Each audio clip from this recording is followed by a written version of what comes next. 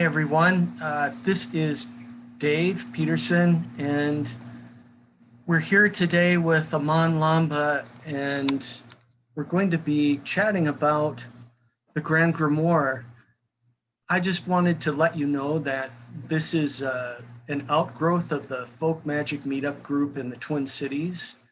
We've been going for about 8 or 10 years here, and generally our format is kind of a chat monthly at the Magus bookstore on Central Avenue in Northeast Minneapolis. But of course, we're not doing that now during COVID. So we've started having Zoom chats online, and we've also changed our format more to doing question and answer and also doing some presentation. And we're really excited to have Aman here today to talk about his new translation of the Grand Grimoire, the interlinear edition with the Red Dragon. And we'll learn more about that in just a moment for those of you who are not familiar with it. So welcome, everyone, and welcome to our speaker today, Aman.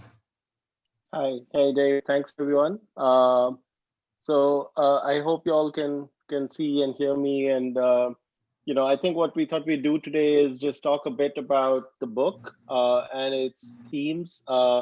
It's a reasonably good-sized book. It's precisely 420 pages. Wanted to do it that way.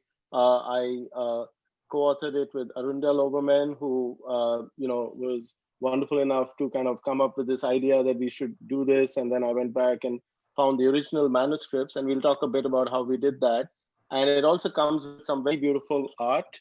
Some of it is from the public domain, but there's beautiful original art for some of the spirits mentioned in the book by some amazing artists. And we'll talk a bit about that.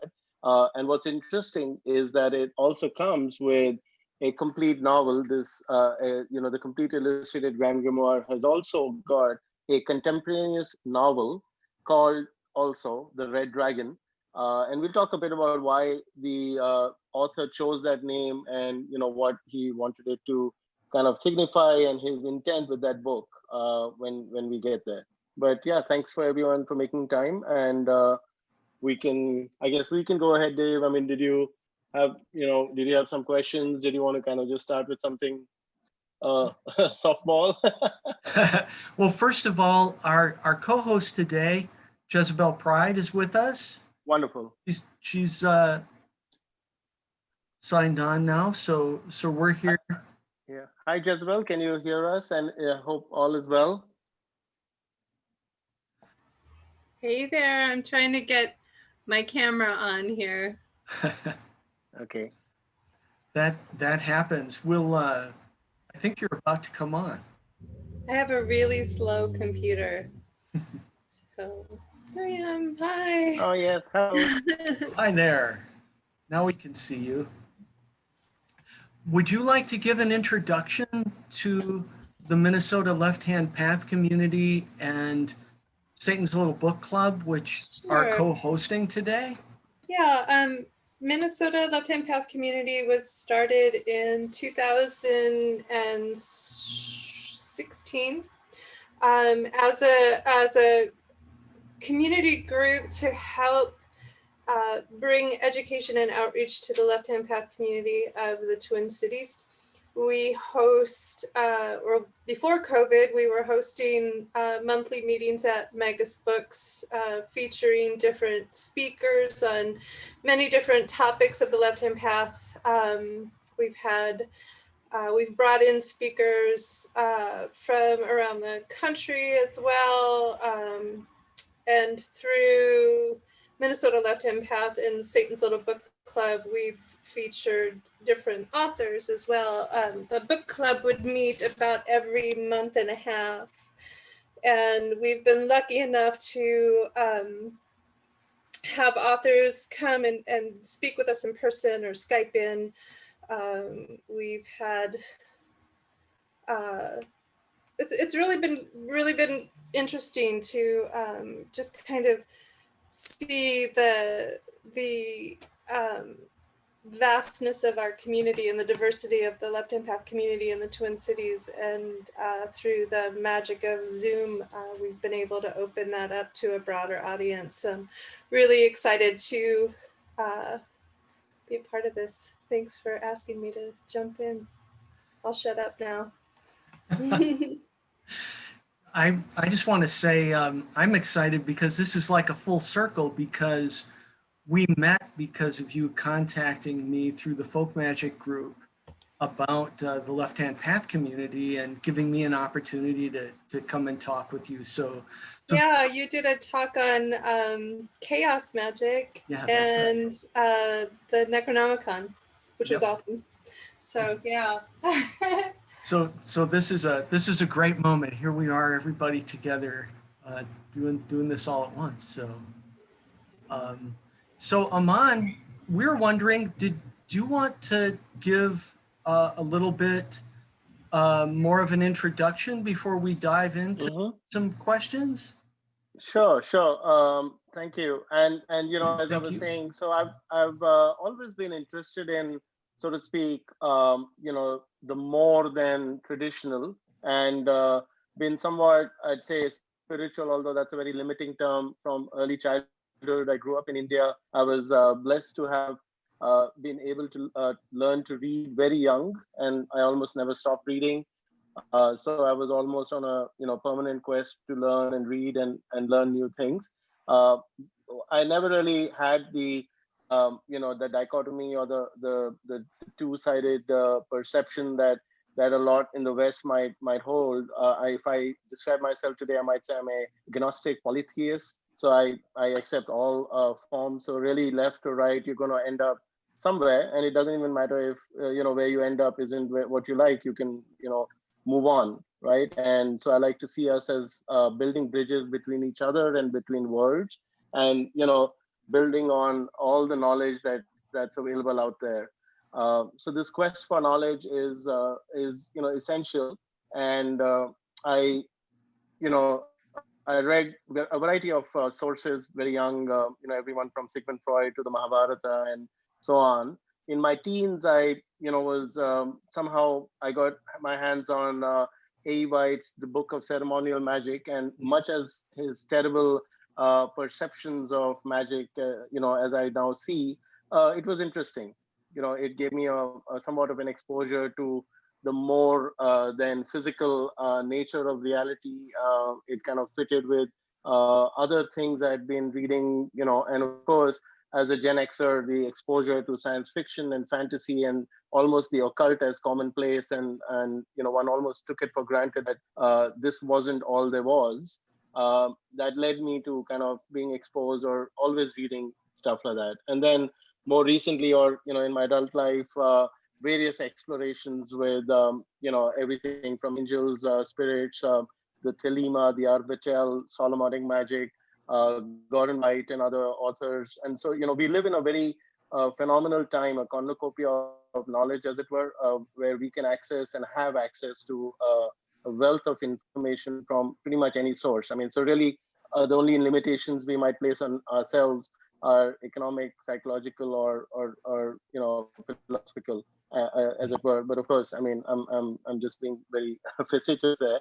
But one has to converge, as it were, both an academic or an intellectual interest with a practical. And this isn't something new, right? Fairy tales, folk magic, have been part of our lives, or we've been exposed to it, whether we take it for granted as just everyday occurrences. We might live in a time that like makes the concept of science or the dominant of science predominant, but that is not to say that we don't live in many worlds as it is, right? We live in a world of art, we live in a world of religiosity, and we live in a world of magic, and they interchange continuously. So anyway, that's really how I kind of got here. Not sure where I'm going, but definitely how I got here, I'd say. Thanks for that. It's exciting to think about. Here we are today, part of the cornucopia of knowledge. I love how you describe yourself as a bridge builder, because you sometimes go by the name Pons Edificator. Isn't that right? Right, right. So that, I mean, is Latin for bridge builder or building bridges, as it were, again, between worlds or people. And so a love for books, or even now, so to speak, writing books, is a way to build the bridge, and what one might find on the other side is up to you, I guess. Uh-huh. We're being a writer and a translator of books. Did you get started doing that with grimoires or books of magic, or how did you get started? Well, no, I was writing, a variety of things. I was writing poetry. I used to write for various newspapers and magazines, variety of topics, science and, fiction and so on. And I have also co-published an online magazine when blogging was a big deal. So it was a part of Blog Critics, and then it separately became Daisy Critics, along with Deepti Lamba, my wife. Mm-hmm. And we've been doing that.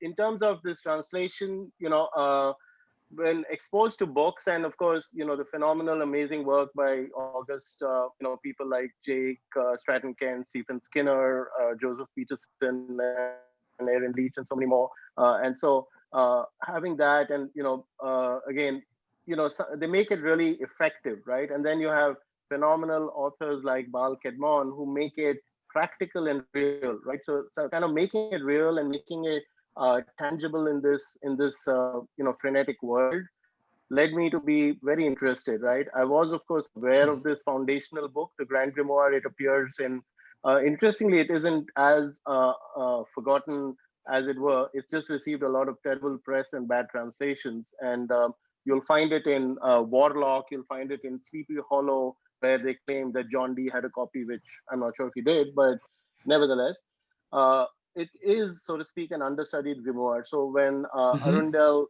said, hey, can he be interested in, doing this, I volunteered. And so we started collaborating on, doing it. And I had the, so to speak, idea of doing it from the original manuscripts and converting it or presenting it in an interlinear form. And again, to be precise, the book is not interlinear. It's a what's called a parallel corpora edition, where the text is in French and English in columns. But I think parallel corpora edition wouldn't have sold as well as I guess interlinear edition. But yes, so that was the genesis, and the Grand Grimoire is part of a sequence or a series of books, right? A grimoire, to keep it simple, comes from grammar, Rimario. There's many sources, but collecting your experiences and documenting it is goes back to Egyptian times and the shamans. And the premise that one can achieve results, and in many cases it was more like a book of experiments, like one might see in any scientific journal. And at the same time, they didn't rule out other than physical sources, right? So they lived in the world that was spirit haunted, as it were. We still do, as it were. And being able to use that and leverage it was a really record of practical experiences, or things that worked or didn't work, or destroyed them in the process of doing so. It was all part of the practice, right? There was, of course, a lot of tall tales and charlatans, and it merged one way or the other in many forms with religious writings, with folk or fairy tales, and none of those are kind of denegatory terms, right? They're all important. The Grand Grimoire itself is situated somewhere, and again, I don't want to get too much into the technicalities of grimoires, but there is many streams, right? One can look back at something like the Testament of Solomon in about the 3rd century, or maybe a bit earlier. There's the real explosion happened in around the 13th century, roundabout also when the Kabbalistic text started getting captured in the Zohar. And we know that the Grimoire Verum can be traced back to about 1500 or so, and various proto forms of the Key of Solomon. Of course, Solomon referring to the rather popular experimenter himself and reputed king. Now, his historical precedents are very hard to trace, but there's enough accounted for him that there has to be some sort of credence to a researcher, philosopher, king who was doing things and recording them, right? So everyone claimed antecedents up to that. The grimoire verum is, or the true grimoire is probably more, in line with what the Grand Grimoire is. The first 9 spirits in the Grand Grimoire all trace back to the grimoire verum, other than Lucy Fouge, and we can probably talk about him a bit, but he would be Tartri-Machi in the grimoire verum. And so this is somewhere between the grimoire verum and the Key of Solomon. The Key of Solomon itself has, as we know, a lot of, it has 72 spirits, mostly from the wire and demonology traditions. Most of the prayers in the grimoire, the Grand Grimoire, can be traced back to the Heptameron and again the various keys of Solomon.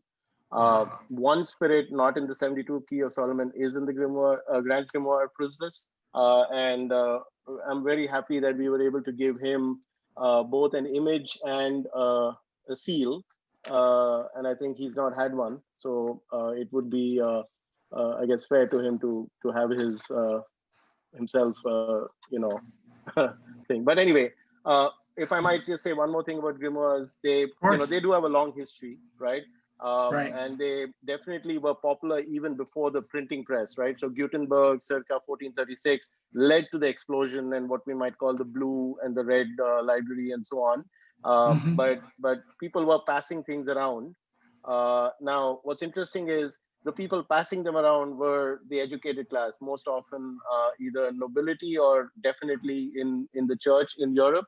Now, outside Europe, again, it would be the clergy in India or in China, but definitely in Europe and France, for example, the illiteracy was close to 80-90%, right? So the only people who could read were, the elite or the priests. And you can see that in the forms of the prayers and so on. Sadly enough, the witch trials, lots of them were murdered and were accused of using these books, but it was probably unlikely that many of them were using any of these books. And they were, folk practitioners or proto-scientists, as it were, who suffered for nothing more than just being a bit smarter than everyone else, I guess. Yeah. I love that you mentioned proto-scientists and folk practitioners in the same sentence. That's great. So kind of following, you've given us a really great introduction to grimoires and how the Grand Grimoire varies from others like the Grimorium Verum. What does the Grand Grimoire date to? Well, again, it claims to date back to the 1400s and so on, but it almost certainly is 1750 to 1815.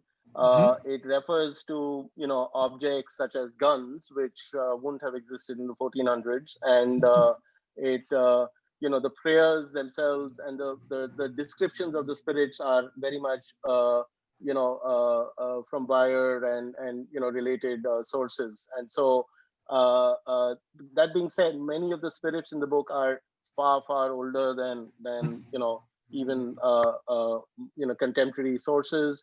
Whether it's Beelzebub, who I believe made a recent appearance in the social, rather political scene, but that being said, Astaroth and others, and so quite definitely it is not as old, but it definitely draws on sources again dating back to De Secretis, the Secret Book of Secrets, the Office of Spirits, and so on, which are older. So it's a collection. Now, what's interesting is, while the Grimoire Verum has these 27 spirits, detailed descriptions and powers, so to speak, are given for only the top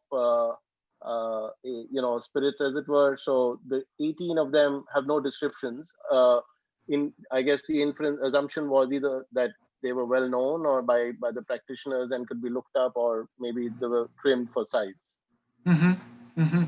Yeah, that's interesting, considering there were not images and seals for every one of the 27 in this grimoire. Right. The So another part of your book that's fascinating is the novel portion, the Mm-hmm. dragon. And I know that sometimes the grimoire itself is referred to as the Dragon Rouge or the Red Dragon, but then there's this novel as well. Right. Can you tell us a little bit about that and when that might date to? And it's just, Sure, absolutely. Now that book dates to probably around 1868 or thereabouts. It, I haven't been able to find much about the author, but it is definitely someone who was very conversant with both science, French folklore and history, as well as grimoires in themselves. It is a romance, and it deals with a very interesting character and Claude Michou, who's a farmer's son. He's timid. He, gains courage, falls into the trap of a sorcerer, falls in love, and so on. And on the other hand, Bernard Morin, who's a pharmacist, a man of science, well-read, and so on, right? His, I would call out that the portrayal of the sorcerer Simueno is terribly, anti-Semitic, terribly, denegatory to the people who are actually practicing these things. He's described as a simple shepherd, but also a very clever alchemist. His working or his cottage is extremely darkly depicted and so on. But he's evidently well read, right? He's a sort of alchemist. He's working with herbs. He's got animal skin and other things.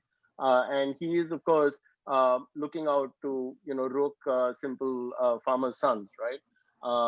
He quotes from the Red Dragon or the Grand Grimoire, and this variation is something that it's very hard to trace back. And if you look at the trace, I mean, the Grand Grimoire, of course, the Great Grimoire, and yes. pretty much a marketing stunt, but it worked. And it has seen many forms, right? Just sticking with the Grand Grimoire and the Red Dragon, you also have the Black Dragon. You also find excerpts or sections of the Grand Grimoire or the entire grimoire being bundled with, sometimes the Scandinavian Black books, often the Book of Saint Cyprian, and bundled with a whole variety of spells and so on. Mm-hmm. So in the novel, Claude is, he really wants to earn, a lot of treasure. And so Simueno comes to his father's farm, tells him this very interesting story about the Black Hole of Provence, castle where two brothers, Andre and Johan, are the sons of the castle, supposedly 1,000 years before the story begins.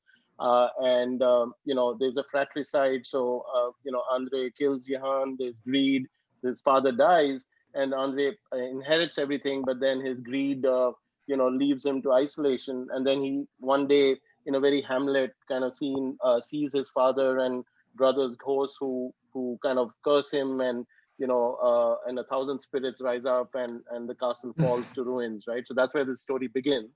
But he is told by Simon or Simeono to, memorize the conjurations of the Grand Grimoire. And we probably should come back and explain why it isn't actually as dark a book as people have described it. But he's, is told that if you memorize these and bring the head of a donkey or a donkey's ass, in this case, the ass being Claude Michou, but, of course, bring a donkey and 80 francs, Simeono will guide him to the black hole with this to ruin, and they'll do the ritual on St. John's Eve, and that will lead to the treasure. Now, interestingly, St. John's Eve has a very ancient tradition. 23rd June, close to the solstice. Yeah. It was one of the 3 days which were considered the devil's Sabbaths, as it were, or where spirits were active. All Saints' Day, St. John's Eve, and Christmas. St. John's Eve was, very bonfire kind of thing. Mussorgsky's Night on Bald Mountain, which we find in Fantasia, was originally battle with the spirits all night until dawn, right? So anyway, right. So he does this, and he while he's going to with the ass, he meets Bernard Morin, who's this pharmacist, man of science, his father's friend, who understands that this guy is being taken for a ride. And so when he goes to the black hole and he carries out this ritual, these very dark sounds and spirits and thunder and lightning happens, and he obviously falls to his knees and he's afraid and he runs and falls into the river. This is, of course, some sort of sound and light sequence by Bernard Morand and the other friends, right? So then he explains to him that, according to Bernard, ghosts don't exist and so on. And the rest of the book, now this is where it gets interesting and much similar to demonology, and other books.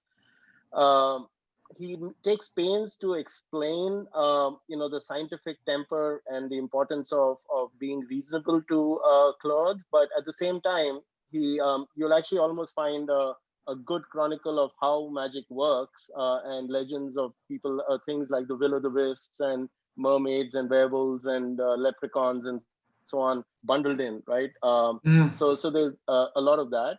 My favorite part of the novel is, a very extensive tale of Melusine, who we've seen partly in the Starbucks logo, half woman, half serpent kind of siren. So her entire tale, which was actually connected by Jean d'Arc in the 14th century, 1387 or thereabouts, by Charles V. And so that whole story is about how she's, she's the daughter of a fairy and a king, Elinas, and the condition of the fairy's marriage is that she should not be seen by, the king in undressed, as it were. And so she has two sisters, Meliar and Palestine. Her stepbrother is jealous, convinces his father to see, the mother undressed or whatever. And so he does that, and she rises up into the sky with her daughters and leaves. And then she, pines away. The sisters decide to punish the father, imprison him.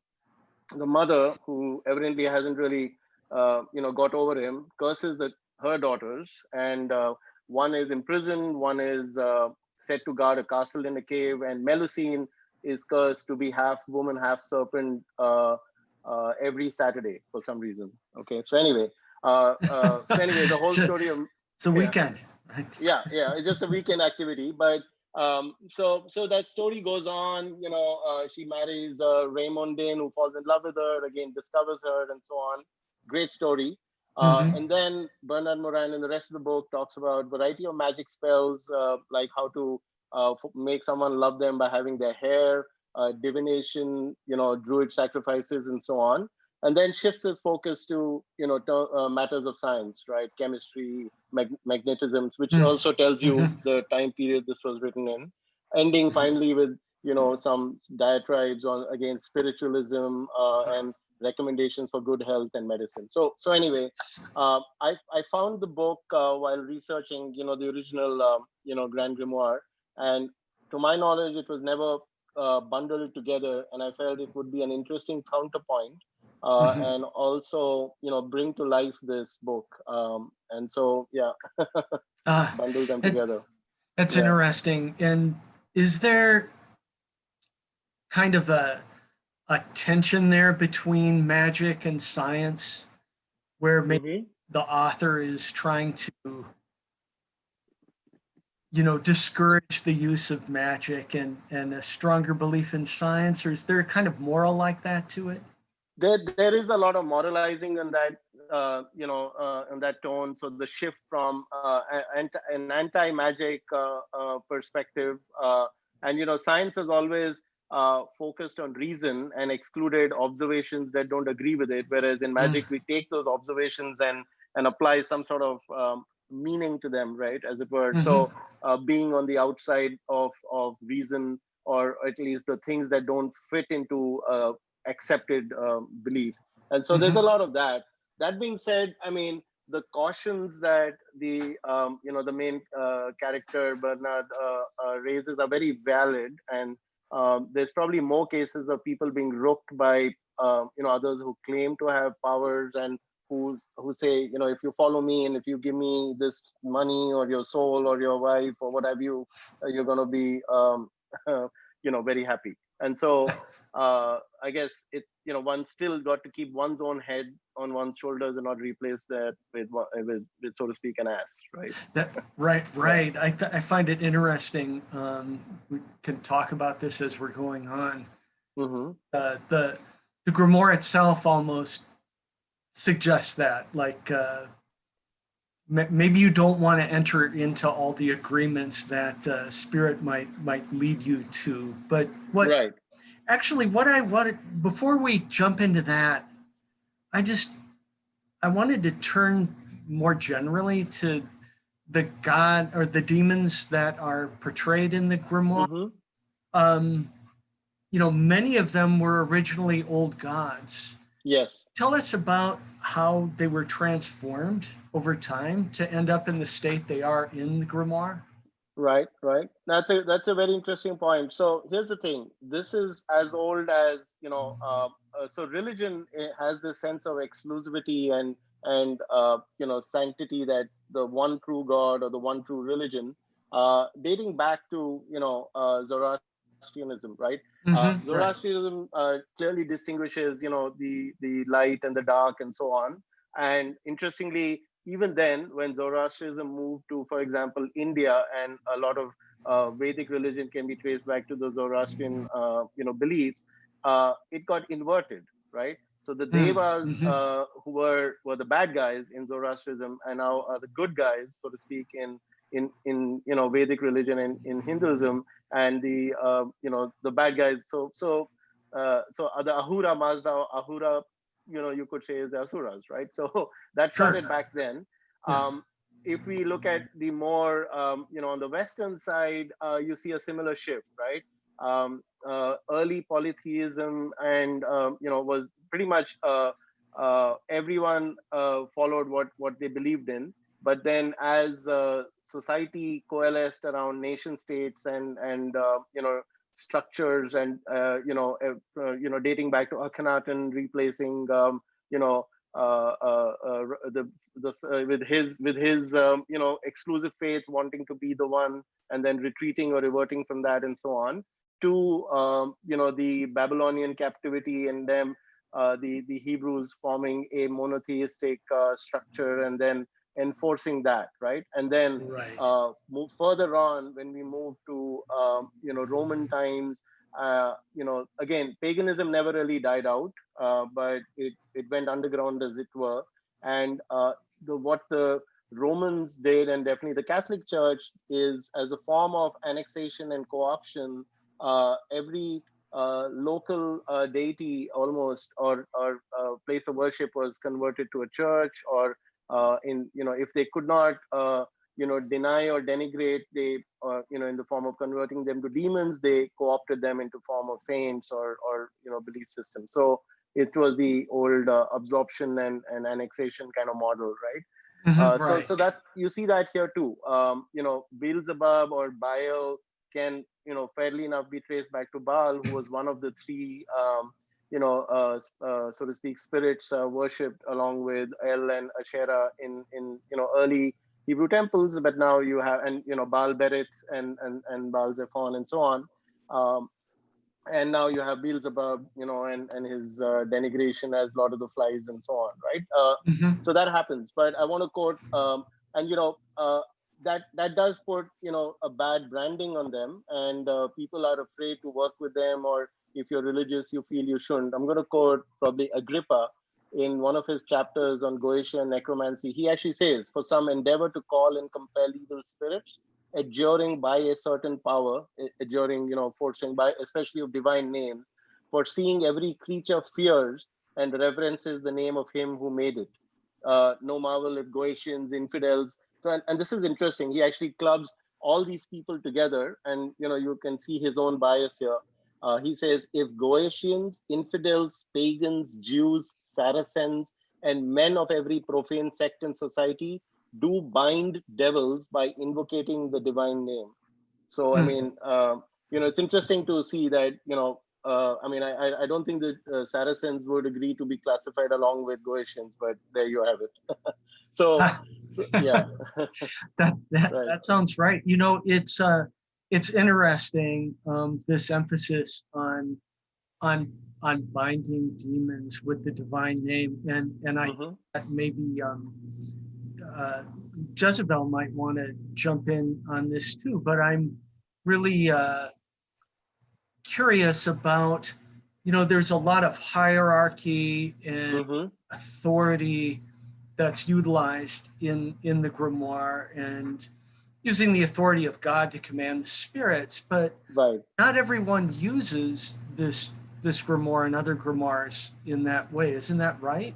That's correct, and they don't have to. Uh-huh. So again, hierarchy is once again a function of state control, right? And anytime you create a structure, you want to put someone on top, and who's on first, and so on, right? So it's no surprise that the since most of these workings were in a very structured form of top down control, you would expect to see hierarchies, and so that's where we have these. The hierarchies do shift, and people get added and removed, but you have that model. That being said, the thesis they rely on is that you can command through authority of an higher power, right? One Mhm. doesn't necessarily have to buy into that, but that's their thesis in the grimoire verum. And here the model is that the top spirits control the lesser spirits, and so on. So you have, in this case, and in the grimoire verum, Lucifer, Beelzebub, and Ashtaroth as the top spirits, under whom are the next six. That's how it's done. But Mhm. yes, I mean, one could, and I mean, one does have freedom to engage with spirits in any form, right?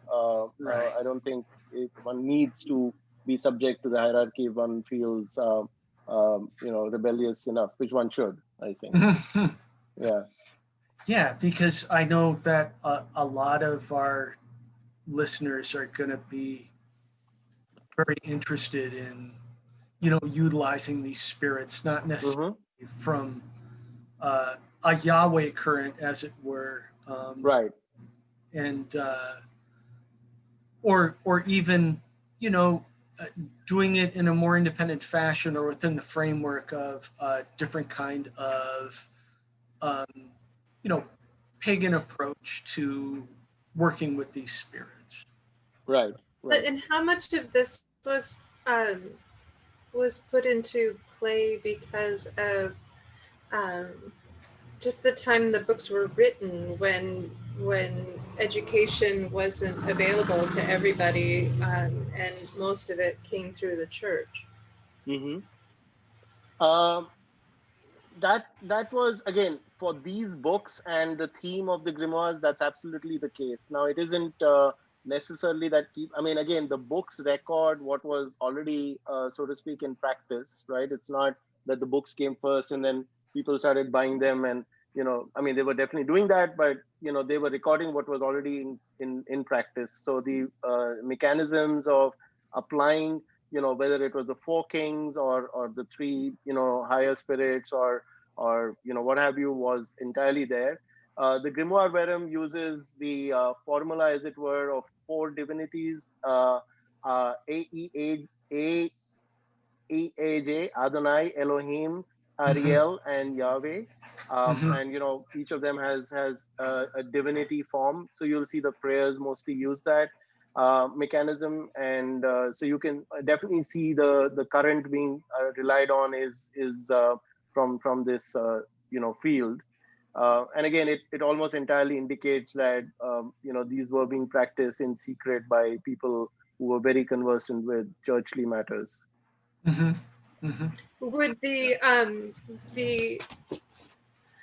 I know the last syllable of a lot of these names represents an angelic rank, Mm-hmm. with like the ALS. Is it ALS or LAS? Yeah.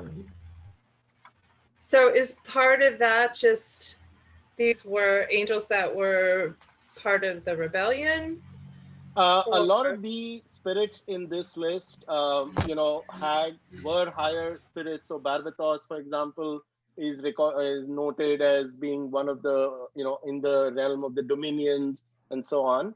But it is a mix. I mean, if you look at the history of a lot of these, you're going to find, uh, uh, there's these spirits are pretty much a mix of tribal deities, individual spirits that had no connection to anyone else, and higher deities who'd been, so to speak, cast down or rebelled, and commanded by the interestingly, as the grimoire itself states, by the rod that Ariel applied to cast the angels, or the rebel angels down, right? So that's the specific context, and so you will see that. Yeah. Hmm. But if you look at the so some specific of it power, is yeah, go ahead. title or is rank, like with Azazel, like we would drop the al at the end to represent him in his fallen rank. You could, but I mean, again, if I look specifically at the 27 here, right, and I'm going to actually skip the top ones, of course, Lucifuge, Satanaki, Aglere, Fleuriti, Sagatanas, and Neberos. Other than Lucifuge, are all in the Grimoire Verum. But if you look at the rest, Baal, for example, almost certainly is a variant of Baal. And then you have Agares, Marbas, Pruslas, and so on. If you look at their powers, these aren't sound terribly evil powers, right? Purpose and cunning and invisibility for Baal. Buer can heal and provide, give you medicine. Botis reconciles friends. Person reveals treasures, or Batem gives you precious stones. Barbatos gives you divination by animals and birds, and there's a lot of interesting things about him. So you don't see them as being terribly, bloodthirsty, as it were. I mean, so that concept of the fallen is probably the Christian dichotomy. One doesn't need to be bound by it, and one can treat them as just regular spirits, and one could engage with them on I shouldn't say equal terms, but on a fair footing. That since you're talking about some of the individual spirits, one of the really interesting ones is Zaryatnatnik, which almost sounds Russian to me. Right. Can you tell us about that spirit? Absolutely. So Zaryatnatnik is, first of all, while you might think he's an evil spirit, and H.P. Lovecraft in his inimitable style does seem to claim he is, he's not. In the strange case and of the Charles Grand Grimoire refers to him thrice. He is the angel of the judgment. Okay, so he's definitely a big guy. He is not a fallen angel, as it were. He's the angel of judgment, angel of death, as it were. He to link him to Lovecraft, he appears in the interesting story, The Mysterious Case of Charles Dexter Ward, where this particular character goes crazy, as it were, reading out a bunch of invocations that he claims are very interesting. He took them in Lovecraft fashion, of course, from A.E. White's the horrible A.E. White, who kind of really put a lot of this into the darkness kind of spectrum. But his compendium of Eliphas Levi, Alphonse Louis Constance, The Mysteries of Magic, right? And White has an invocation to Adonai in that, which surprisingly even Eliphas Levi has, but isn't correct. As in, it varies from the one in the Grand Grimoire. So in the White one, it's somewhat similar, and it's got this per Adonai Elohim, Adonai Sabaoth, Metatron, on Agla Mathon, Verbum, and then Pythonicum, Mysterium, Salamandre. So if you look at that, it's very interesting, because Adonai, of course, is Tammuz could be the origin of Adonis, and is the Lord or the Master of Israel. Elohim is a lot of variations, definitely derived from El or Eloah, who was the singular, and Elohim being the plural, essence, I'd say, is that one could use the model. So again, that particular prayer which appears in the thing, you could translate almost all of it back, right? Metatron is of course the name of the angel. On is again on. Agla is Ate Gibor Leolam Adonai, the Lord is mighty forever. Maton is an angel. Verbum Pythonicum is the words of magic. Mysterium Salamandrum is the mystery of the salamanders. Silverum is the sylvan or the trees, right? Or the meeting in the woods, which is again very folk.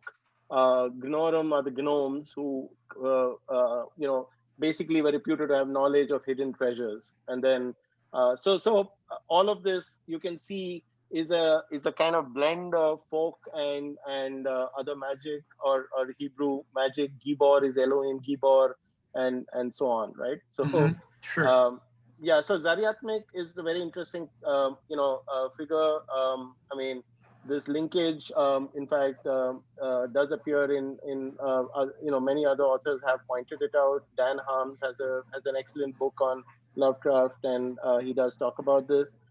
So yeah, but the source, as it were, as best I can tell, of this incantation is from the Grand Grimoire.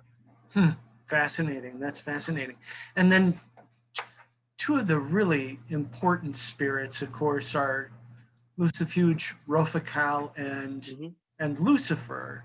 Yep. In a sense, there's kind of a tension there, right? As Lucifer as a bringer and Lucifuge as there's a difference, and there's a relationship with an earlier form of demon. Isn't that correct?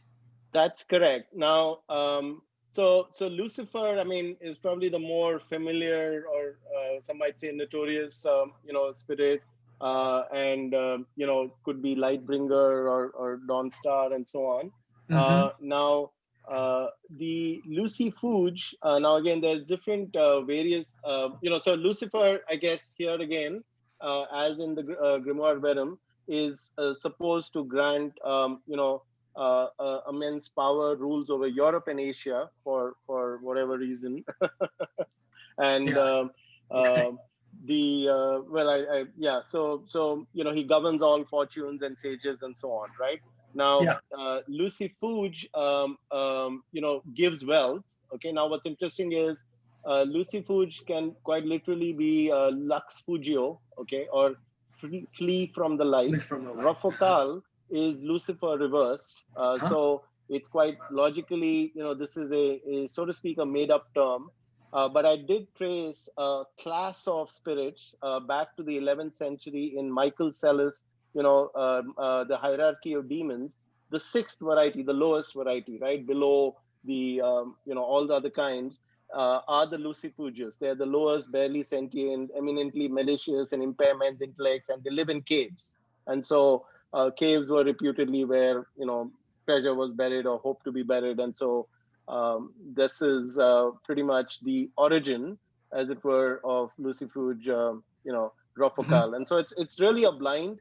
In the Grand Grimoire also, you will see this kind of tension, but sometimes you might almost think Lucifer is being referred to. In the Grand Grimoire Verum, Lucifuge does not appear. Tarki Makchi appears. And so, I'm presuming the anonymous author replaced that with Lucifuge and in a kind of proxy. But again, as with many spirits, one might say now Lucifuge has his own, so to speak, claim to identity or engagement. Yeah, it's interesting to think about the kind of evolution that occurred or transformation over time, because we talked about that happening with gods, some of whom become demonized in a sense, but there also seems to be potentially transformations of demonic spirits or spirits that are more demonic going on, and they gain a new kind of identity or function over time. Right.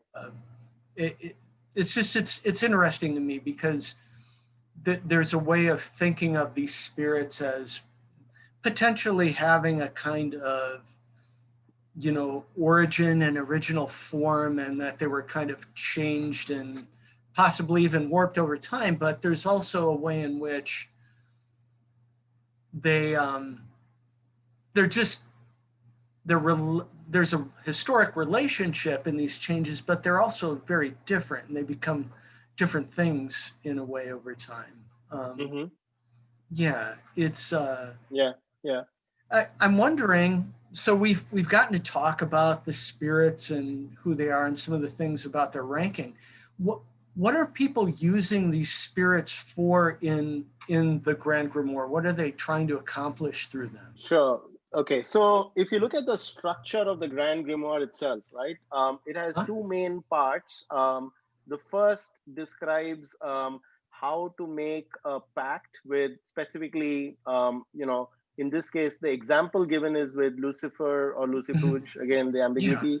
But you can pretty much do the same, and although it's not explicitly mentioned, with any one of the spirits. Now, the pact in itself isn't as horrendous as one might expect.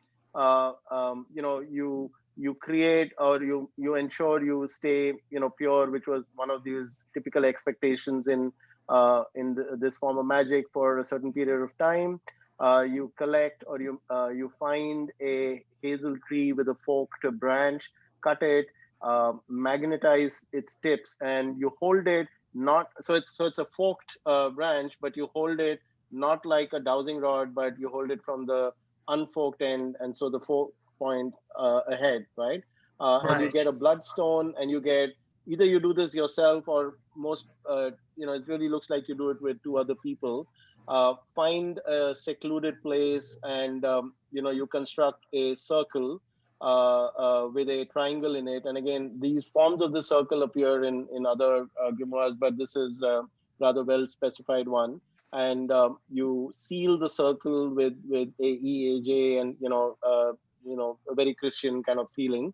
And then you read out the particular conjuration, which is even in the book indicated as taken from the greater key of Solomon and so on. So you do that, and if you so you call in Lucifer, and you say, hey Lucifer, I want to speak to Lucifuge, and if you're busy, if you could please send Beelzebub, and Beelzebub, if you're busy, if you could send Astaroth. So you go down the hierarchy until you find a spirit who's reputedly not busy, and has the time for you.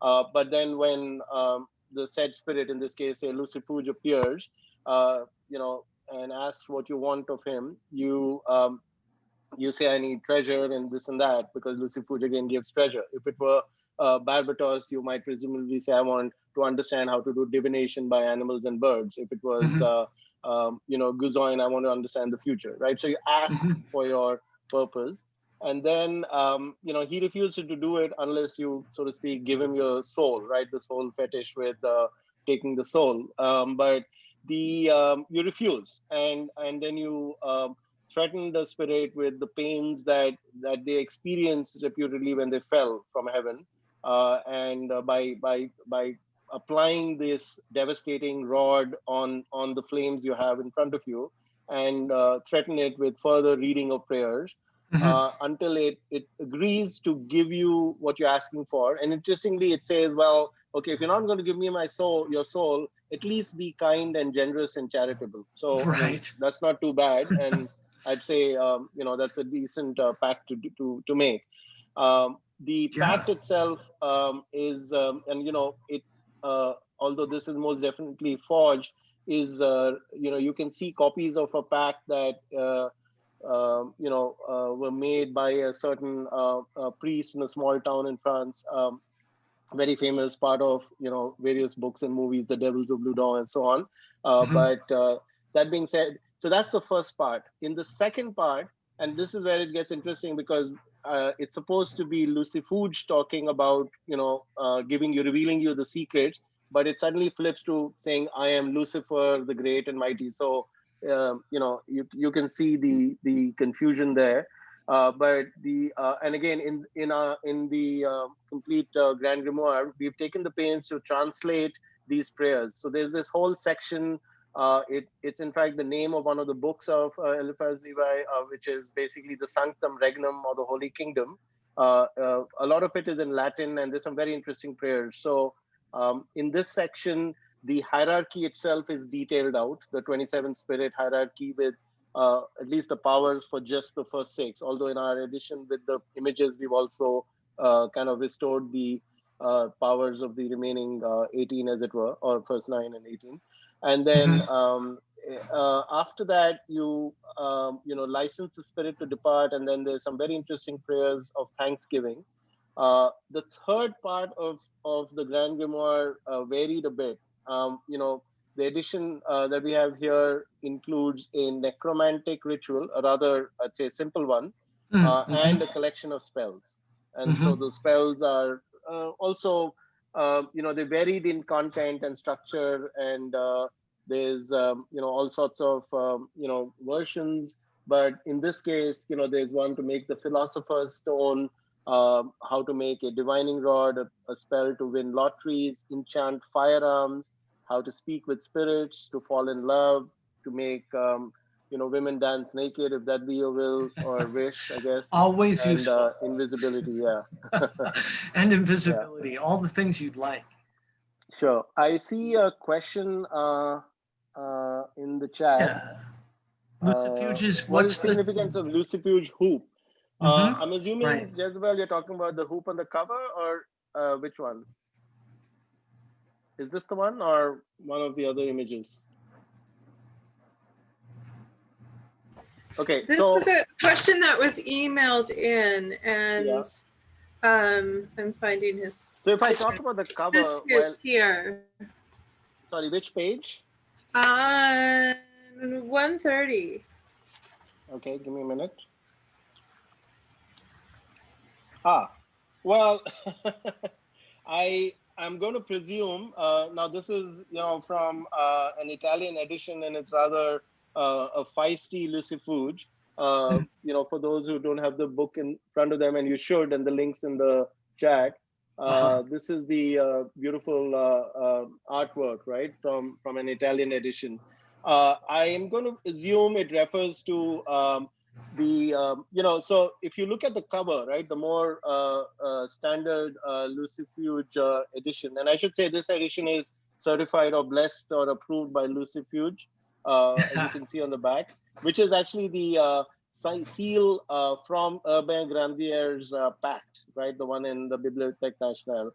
But this, you see a similar arch. Now, if you look at the image of Lucifuge, it's a cross between the French jester or fool with the 3-cornered hat, and he's pouring coins out on the ground, which is really saying don't be too attached to wealth, as it were. And this could be either a kind of a musical horn or a pipe. Right. This is what I'm going to presume. I don't have any information, but visually, that's what it comes to me. That is a fascinating picture from the Italian edition with the one hoop in. It looks like he's dancing. Yeah, it does. And yeah. So I mean, it's good that he's in a good mood. But yeah, we took some effort, to find, for example, some of the herbs that are described. I'm very pleased that I was able to trace some of these herbs. Vervain, of course, was Verbena officialis, which is a very popular herb in folk magic and in various essential oils. It is very old. It dates back to Egypt. It was offered to Isis. In Rome, it was offered to Jupiter. It was considered the herb of the cross. And the Italian flower spells or flower remedy, the Simurata, against the Stregeria, the witches, were based on Vervain flower images. And it was believed to give love and sensibility. It was also one of course, the herbs in the aspersion or the sprinkling, to purify an area, right?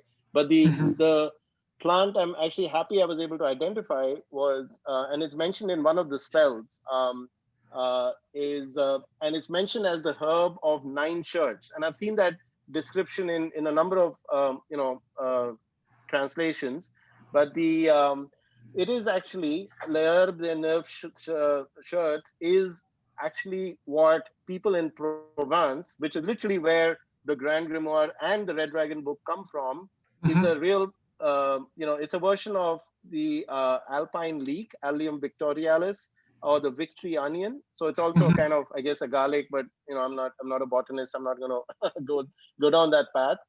Interestingly, miners going into the depths of the earth, which is another correlation to lucifuge, I'd say, wore necklaces of the alpine leek to safeguard against impure spirits.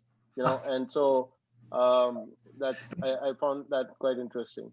That was interesting, almost reminiscent of garlic in Bram Stoker's Dracula. I wanted to, there Right. were questions about the bloodstone, and I was interested in that too, because Oops. it seems like it was very important in a lot of ways, right? It Yes. shows up in the Clavicula Solomonis as something you can make a charm to deal with chthonic spirits with, I think. Like bloodstones Right. popular. You had something more to say about that, Jezebel. Yeah. I think was Yeah, and Jezebel saying somehow I something? just Yeah, go lost ahead, my Jezebel. screen. Yeah. Mhm. Sorry, could you say that again? I lost my screen. Hold on. Oh, okay. And now my computer's Um, confused. The question about the bloodstone was about how do you draw the circle with it? I mean, I even went and pulled out my bloodstone, and it's not a porous stone. It's a very hard stone. So correct. Now, I'm going to assume it was a pointed kind of a triangular blood jasper or blood. So, it's slightly hard to confirm, but the bloodstone or the heliotrope, the blood jasper, has the property that it is veined with red, and when it is dipped in water, it kind of looks like it's stained with blood, and so it was called the bloodstone, right? yeah. I give one reference. Now, it had a lot of whatever, somewhat medicinal properties, but it was considered lucky. And so in the Grand Grimoire, you have to purchase it, and you must carry it continuously until the day of the operation. And then you take the bloodstone and trace the triangle. And I think I have an image of the circle with the triangle in it. So you trace this triangle, and you stand where you're described. And it is, I guess it may be a little hard to trace it with the bloodstone as opposed to with the knife or a sword, as some other grimoires talk about it. But yeah, well. So you're carving with it? Yeah, I mean, because no, you're carving on the ground. So you remember this circle, like many circles in the grimoires, needs to be traced on the ground. Oh, I thought we were tracing it on the goat skin. Well, I mean, on the goat skin on the ground, but yeah. Okay. Okay. Because I pulled out my bloodstone. I'm like, how the hell are you supposed to trace with this thing? Well, maybe you need a harder, more pointed bloodstone. Okay. Yeah. I should say, one of the books I'll be coming out with soon is a collection of French occult romances.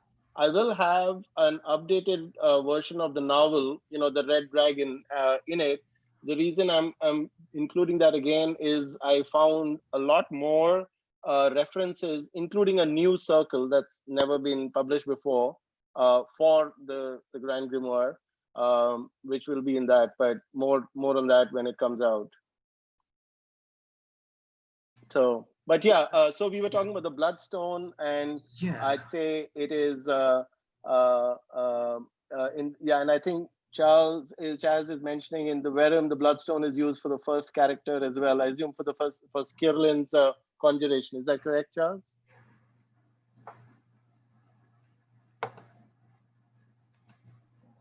Yeah. Sorry, I had to unmute. But yeah, one thing I noticed in common with that is it's also talked about if you're making these the first character, the Skrillin character in Verum, it said to take it into a bloodstone and actually carve it in there and then carry that with you with the I could be misremembering, but I think you're also supposed to add in the seal of the king at the time, so either Lucifer, Beelzebub, or Astaroth, as well as the Skrillin, if I recall correctly.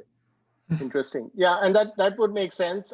In the Verum, of course, as in a couple of others, they also talk about an emerald. Now, an emerald, again, I'm not entirely clear on the relation with the jasper, but they're both green. So One is going to assume the heliotrope or the jasper and the emerald are all in the same, something very compelling and related to the spirits in this case. Again, I don't want to talk about another thing I'm working on now, but there is a correlation to the heptameron. Interesting. Yeah. Huh, fascinating. One thing that you touched on, and your book deals with too, is how this book was coming out of the milieu of the witch trials, Mm-hmm. this criminalization of magic, and yet the grimoires were chiefly used by clergy, and Yes. and perhaps compiled by clergy. We can speculate a lot about what was going on there, but it seemed like it's okay for some people to do magic, Mm-hmm. not okay for other people to do it. And particularly women when it comes to Right. More women were accused of witchcraft than men, and it was actually less likely that women were actually reading or even were illiterate to read these books at that point in time. Yeah, that's very interesting. It also, in a sense, it also seems like it's a slight is a very pleasant word to use for it, but a slight against folk magic as opposed to people who are dealing with spiritual powers who, had some investment through the church in being able to do that. Mm-hmm. What do you, so you mentioned the use of this book and others in folk magic, and since part of us anyway are a folk magic group, what do you think? Can you talk a little bit more about that, like how this book may have been used in folk magic? Sure. The physical book itself, right? Right. So the power of the physical book is something that dates back, right? The either almost gives it a religious significance, which is interesting, but there is a sense of significance of whether it's the word or the text, right? And at what point does it gain meaning? But in folk magic, the way, if you see how folk magic evolves, it doesn't try to follow the restrictions that say Solomonic magic or other forms might, right? More ceremonial forms might take. They're going to pick and choose what they can, where they can, and if it works, it sticks, and continue to use it. As I was mentioning, the Scandinavian black books and the long lost friend and so on in the US, that is, all borrow or include spells that you would find in these grimoires, right? Maybe variations. And so a lot of research has been done on that. I'm not going to go into all the, tracing those origins, but they definitely use them. They also use, the planetary hours and spirits of the hours, such as in the heptameron. And so there's a lot of that. One might be working more with elementals or other spirits rather than the more formal spirits of the grimoires. But nevertheless, they seem to see some relevance or usefulness in these. And again, if we have people on the chat who do work with in the folk tradition with grimoires, be very interested in hearing from them. I did, in one of our Discord servers, an excellent one, talk about with folks who are using these and in a folk kind of tradition. But is there anyone who'd like to add there, any experiences with that? Yeah, that would be great if I'd like to jump in and chat about that. Or if, any questions or anything. I think I know there was a question about using material available in your area that came through on one of the email questions. It's like how strict to the ingredient list do you have to follow this cake? Good question. So the Grand Grimoire and the spells, right? The spells have a variety of ingredients in them. So before I get to that, the Grand Grimoire itself seems to require specifically, the hazel rod, the forked hazel rod, which has two magnetized, end tips, the bloodstone or the heliotrope jasper, and the skin of a goat, a kid goat. And I should note, it's extremely sad and tragic that, and partly it's poor translation or misinterpretation, that wherever the word kid is used, they were referring to the kid goat. It's the specific French word is chevreau, which is definitely kid goat. And I found people even today claiming that it's not, it's a child, a human child, and it is not. I mean, not that there were not such practices, but this is not one of those. But on the spells itself, the spells seem to use a variety of very simple ingredients, right? So there are a bunch of spells or techniques here, which are more chemical techniques to create ink, right? Using wine and gallnuts and copper sulfate. So all of that should be achievable. Some of them are slightly hard. I think in one of the spells, they talk about using mummy, which is literally ground up Egyptian mummy. Hundreds of thousands of mummies, and I think, Dave, you would know about this, were ground up and sold in Europe over the 18th, 19th century as medicine and paint and various forms. Fortunately, I hope it doesn't happen today, but we've lost hundreds of thousands of mummies to that practice. So I hope people will replace at least that with something local. Yeah, exactly. Yeah, there were, very popular in Victorian England was mummy unwrapping parties, just inside, right? I mean, talk about desecration. Yes. That's kind of the opposite of what we want to achieve through necromancy, right? Right. Now, the necromancy section of the Grand Grimoire is actually rather simple. All it requires, and there are some early variants of this, but the version in the Grand Grimoire merely involves you going to Christmas Mass, which interestingly was moved back from midnight to 10 p.m. partly for this reason, I believe. But at the point when the priest raises the host, you kind of leave the church, presumably drawing some of that psychic energy, stroll across to the cemetery, beside, say a specific prayer, lie down in the graveyard dirt, throw a couple of bones towards the church, say a prayer while lying down on the ground, face down, until the spirits kind of make themselves known to you. And then you have, converse with them. Yeah.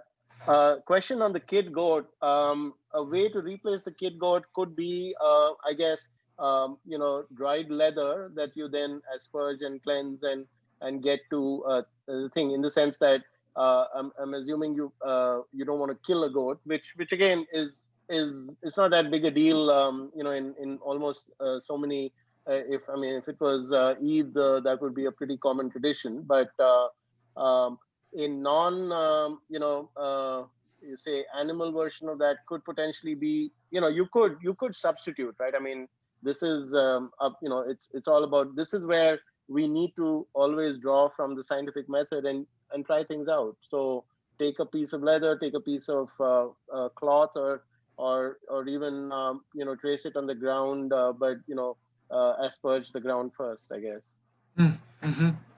Yeah, that's an interesting point. I mean, you were asking about different experiences working with spirits, and personally, I always like no harm to animals or people.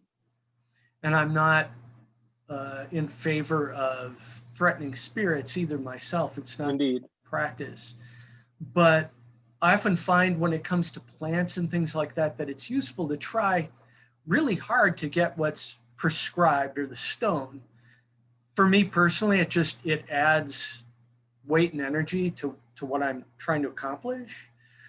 Then sometimes you just can't get everything. And then it's kind of a judgment call, like, do I carry this out or not right now? And then, see what the results are like. Right. I mean, in my own, experiences, I haven't used, any you know, such items and been reasonably successful. And so, not to say that one should not try to make every effort, but yeah, you know, one needs to make do, or actually be very careful not to use things that are, you know, not appropriate or you know, dangerous as Yeah, well. right.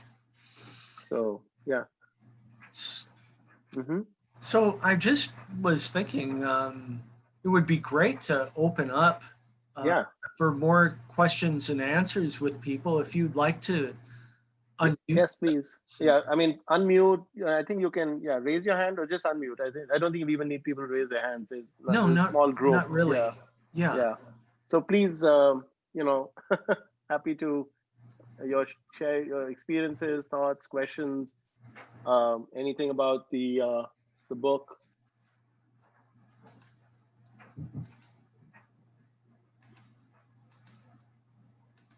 Radio silence.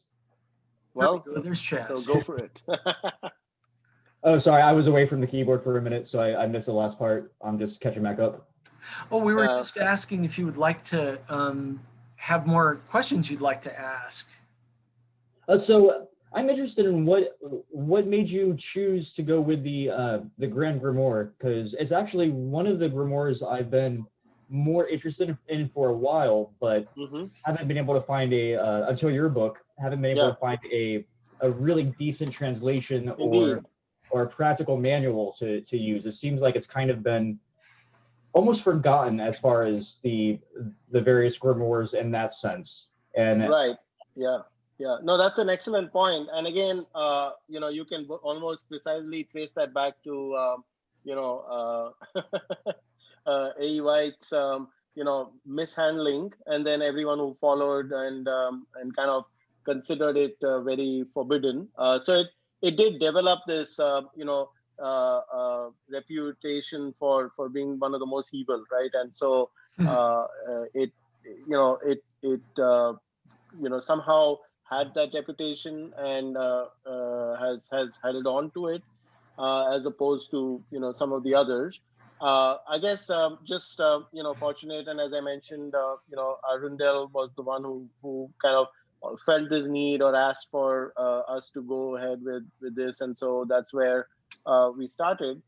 It's been interesting because, you know, as you're probably you know, recognizing, it's very hard to get to the sources and the manuscripts. I mean, I was lucky enough to kind of do that research. I mean, this is of course self-published, so it doesn't have the you know, all the extra bells and whistles that one might be able to get. But I think we've done a fairly good job of, you know, the printing and or really the typesetting and images, and you know, a very rich dictionary, or sorry, I mean, introduction. So yeah, but I think it is a very eminently practical grimoire.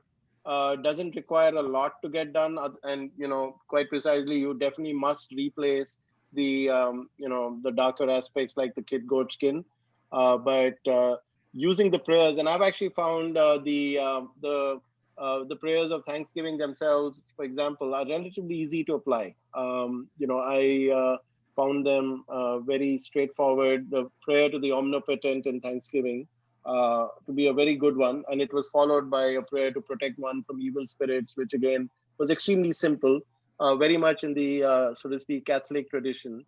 And so yeah, do use it. A couple of folks who reviewed the book on Amazon, and if you do have it, please do review this on Amazon so that we can uh, get more traction, although it's been doing rather well. I think one person who worked with it has had very vivid visual experiences with some of the spirits, you know, in the grimoire, and so that's interesting. I myself did try to get it out at the right, you know, election, which has also helped. I see a question. What were some of the linguistic difficulties? Well, interestingly enough, not as many on the French. You know, French has not changed really a lot in, you know, the 200 years or so since this book was written, and so again, it becomes easier since it's, or at least for me, to kind of read out and look for the right. It's really getting the right turn of phrase is what I was trying to do, but also fidelity to the original text. The Latin was definitely harder, and since I worked on this, I've been working much more on the Latin. I did leave some of the so to speak, barbarous names untranslated, which again, I might go back and put footnotes in, or translate some of them. I have found the meanings or correlations for some, but I'd say quite honestly, it wasn't very hard. It took longer, partly because some of the manuscripts were in the very painful, Gothic script, and Mhm. so. Uh, Verifying the words and the spelling took a while, and the unusual usage of, they never used to write the S, it was more like an F, and so that kind of throws you off sometimes. Mhm. Mhm. So yeah. uh okay, what D has a question: what happens if one doesn't keep up with one's end of the bargain? Well, so the bargain or the guarantee is to be charitable and kind, and quite precisely to give one the first coin, so to speak, in charity, right? I would, and again, the condition is if that doesn't happen, you lose your soul, which again, quite practically is what would happen if you fail to be charitable, right? You become a soulless wretch who isn't charitable. So I guess that is indeed what would happen if you were not charitable. So there you go. Yeah. And I'd be interested. Has anyone tried out any of the spells? Because apart from the grimoire, which is actually, the grimoire is relatively easy, the spells are a bit, honestly, more interesting or harder to apply. And particularly the inks, which are very standard alchemical kind of compositions of ink. So has anyone, or would anyone be able to experiment preparing those inks, with gallnuts, copper sulfate, rock alum, gum arabic, and so on? That would be very interesting. Yeah, that would be. I mean, it would be wonderful to have sort of a study group for this book where Mm-hmm. people Yeah, I'd be try happy different to. I things think out. I got an option on Facebook to create it. I'll see if I can create it after this thing, and I'll send you the link. Yeah, They put it on my page for whatever reason. great Was idea. Annalise saying something? I thought she came off mute for a Yeah. moment. Um, Uh, I don't know if maybe she has a question. Okay. okay, okay, go ahead. Yeah. So did others have any questions on the book, or anything you'd like to share, discuss? How about the folk magic topic? Yeah, that's a good one. I like that.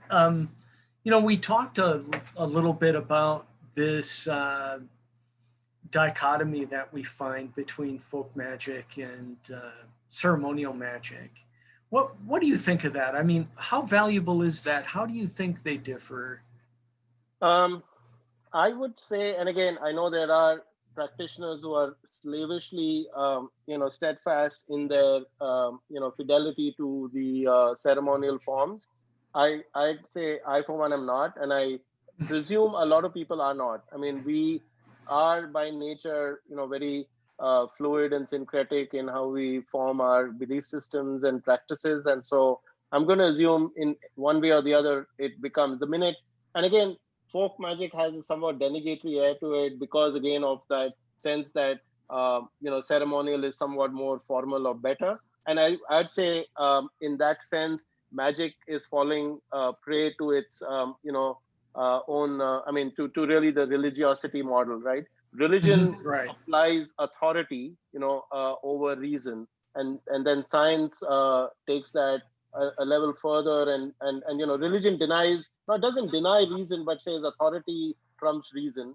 Science says reason trumps authority, but in a way, the delta observations, the, as it were, the folk observations that science might call them, are what, where the realm of magic. So magic is the realm of observation and experimentation and discovery. And so one would hope that one would not, turn the clock back to the authority model of religion, as it were.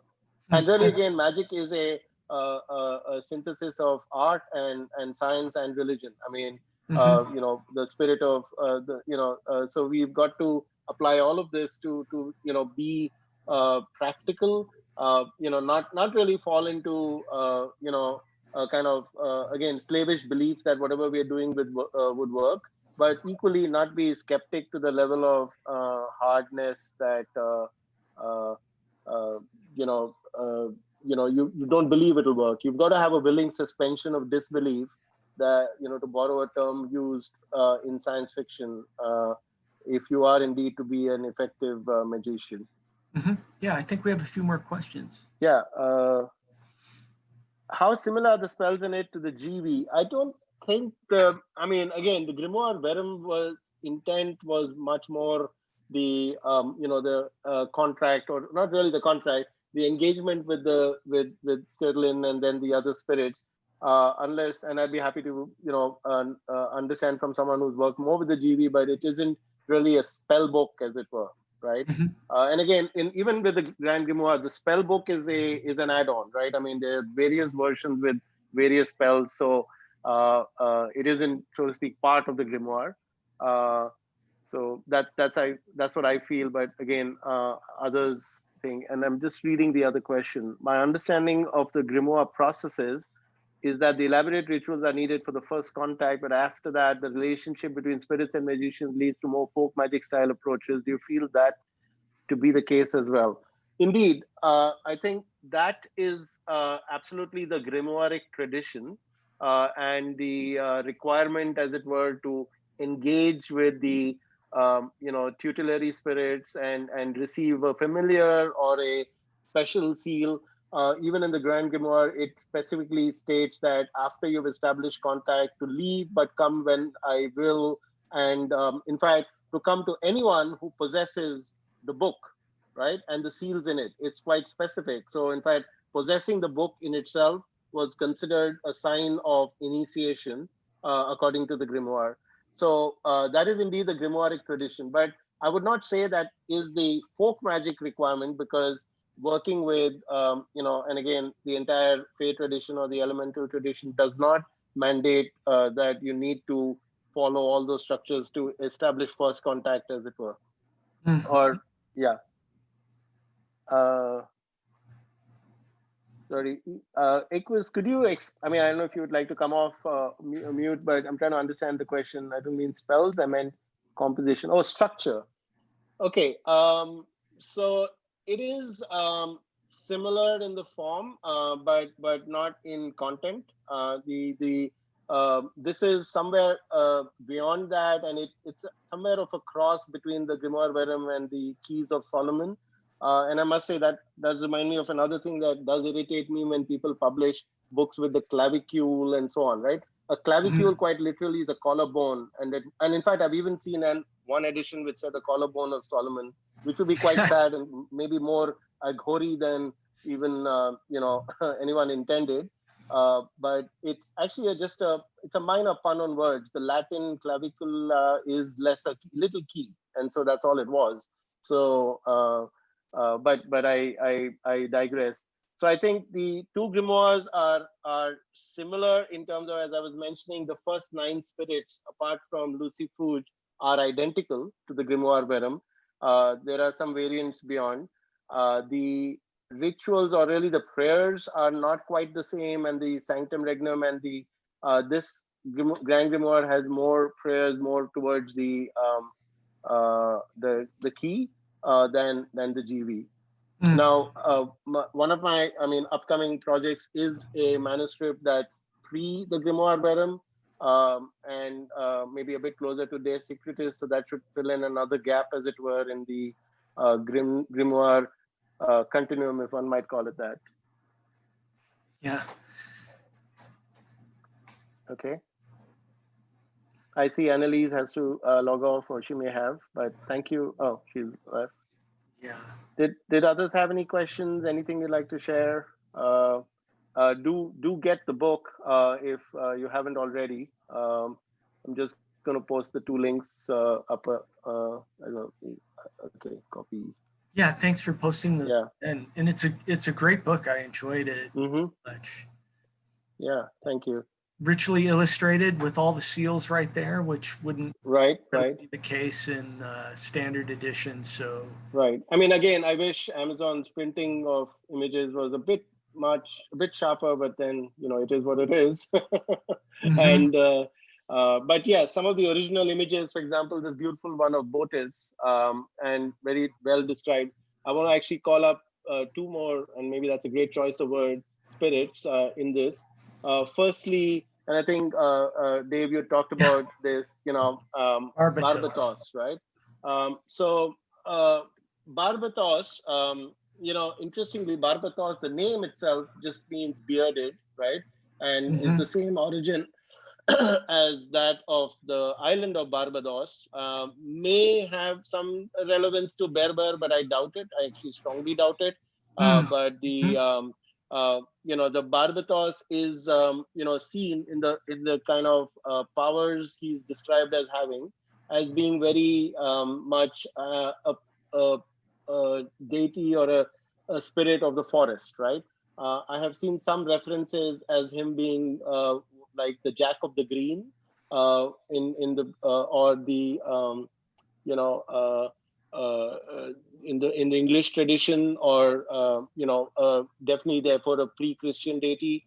He's a woodsman, and so I've also seen that Robin of the Woods, which is how we might refer to Robin Hood. But Robin Hood, I think itself is a gloss on real and folk tales. So definitely. Yeah, I think you're correct. Yeah, that too. Yeah. And the other I should actually mention, and maybe the last one I'll call out is, and I'm very this is where art becomes amazing.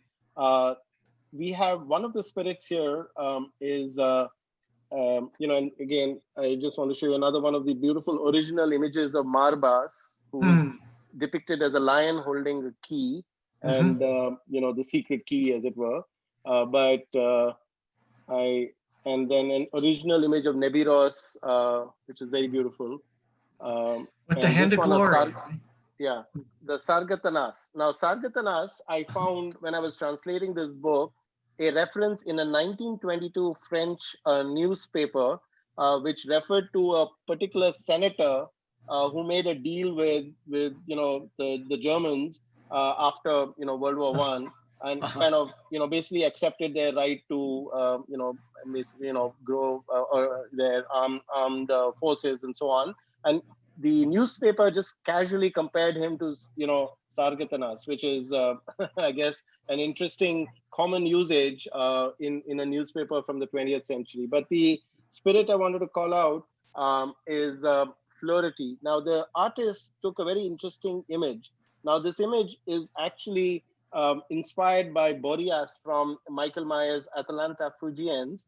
Now, the reason I find this particularly interesting as a choice, the powers of Fleurity is specifically to work at night and raise strong winds and hail and storms, and that would be precisely what you might expect Boreas or the North Wind to do. And so so I guess artists do I guess raise wind or raise hail too. Yes. And Nebiros says he showed him as holding the hand of glory. That's actually one of Nebiros's powers. He's probably maybe a relation to Naberus, or the guardian of hell, but he's noted as giving the hand of glory and performing necromancy or helping with necromancy.